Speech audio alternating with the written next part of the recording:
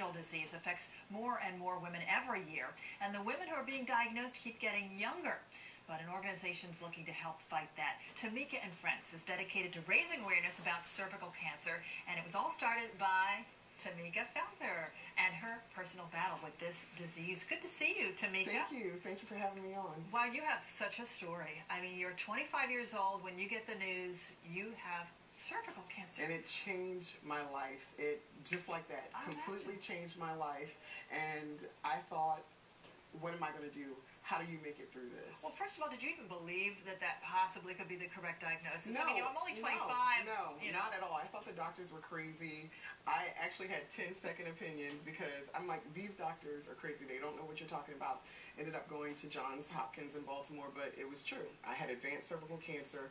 In order to save my life, I had to get a radical hysterectomy followed by chemotherapy and radiation. So I lost my fertility. I'll never be able to give birth to a child. And I know there are other ways now at the age of 35 that I can be a mom, but when you're 25 and that choice is taken away from you from something at the time I didn't know that was so preventable, it's a very hard pill to swallow. Wow. Oh, that's just an amazing story. So what happened after you got that news? I mean, and after you kind of dealt with it emotionally? I mean, you probably went through the whole range of emotions. I did. From shock and disbelief to kind of an anger. And Absolutely. Why me? I thought a lot. What did I do wrong in life for something like this to happen to me? And I was very depressed. The life that I had once known was just gone. I was the shell of the person that I used to be. Luckily for me, I had a great support system between my family, my friends, and my coworkers, my church. Everyone was just so supportive of me. And another issue that this is a disease that is related. It's sexually transmitted. Exactly. And you know, I don't know how you dealt with it. For me, I'd be like, wow, a little embarrassed about that. No, that's exactly how I was. I was embarrassed. I didn't want anybody to know. This was never a part of it, to be an advocate talking about it. And I just wanted to forget about it. Once I healed from the cancer, I wanted to go back to my life and never ever think about it again. But there was this need. I kept meeting women who were either dying from the disease or suffering in silence. And my girlfriends kept asking me, what can we do? And I'm like, I don't want to do anything. I don't want to talk about it. This is so embarrassing. And plus, I'm the one that things like this just would never happen to. You know, I'm the one that always, make sure you do this and make sure you do that. So when it happened to me, how could something like this happen?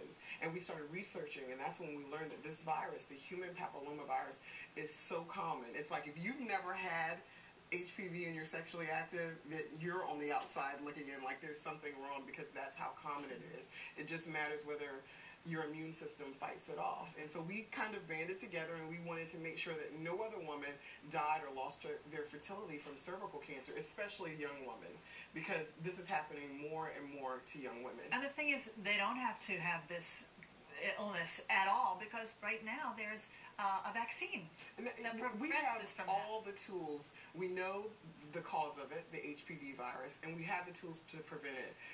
If you're 9 to 26, we have the HPV virus, and I know that a lot of vaccine, thank you, have questions about it, but make sure you research it. Make sure that you're armed with the knowledge and have a conversation with your doctor.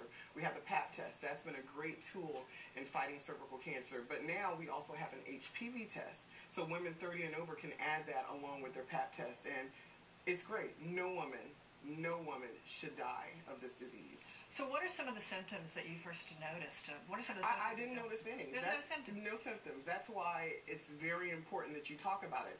I didn't have a Pap for a while. I went in, had my Pap. You know, it's what I call my 11th commandment now. No matter how scared you are of going to get the Pap, how uninsured, busy, make sure you go in and get your Pap test and your HPV test if you're 30 and over. So it would be a lifesaver, right? It is a lifesaver. It is that easy. It's that easy. And 12,000 women die or diagnosed every year, and about 4,000 women die from it. And you look at that in terms of other cancers and you think that's small, but that's someone's mother, someone's wife, someone's daughter, someone's sister. That's one too many people that could potentially die from cervical cancer. We hear so much about breast cancer and some other cancers, but this is one cancer we don't hear so much about. And I think it's because of what you said. If it happened to you, you'd be embarrassed. I was embarrassed. You know, it's like, hey, I'm the STD girl, and you don't want to say that. But for whatever reason, I needed to say it along with the other survivors that are out there talking about it, because we want to make a difference. We want women to know that you don't have to suffer in silence.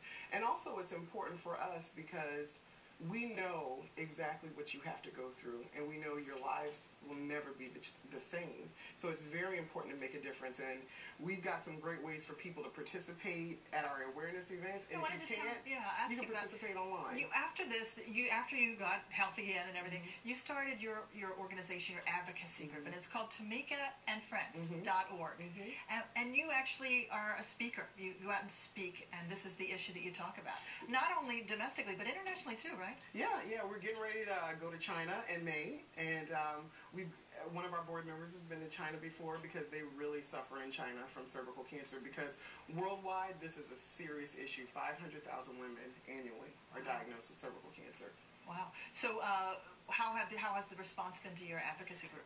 The response has been wonderful. We started in 2005, and we've just been forging ahead ever since. Right now, for the month of January, we have lots of things going on. Twitter chats. If you're on Twitter or Facebook, we have a Twitter avatar and Facebook avatar that you can add to your profile pictures. If people have blogs, we have a blogger badge. We also have a Pearl of Wisdom pin that's the global symbol of cervical cancer, that people can go on that website, through our website, and encourage 5 friends to take the Pearl of Wisdom pledge, as well as scheduling your pap test. And we'll send you a reminder if you forget when your pap test is. You just put it in the website, send you a reminder, and go and get your pap test. Sounds great. Now, what would you like to tell everybody out there who's listening about your battle and what you think they should do? My story doesn't have to be their story. That I am one of many, but they can definitely be one less, because cervical cancer is completely preventable.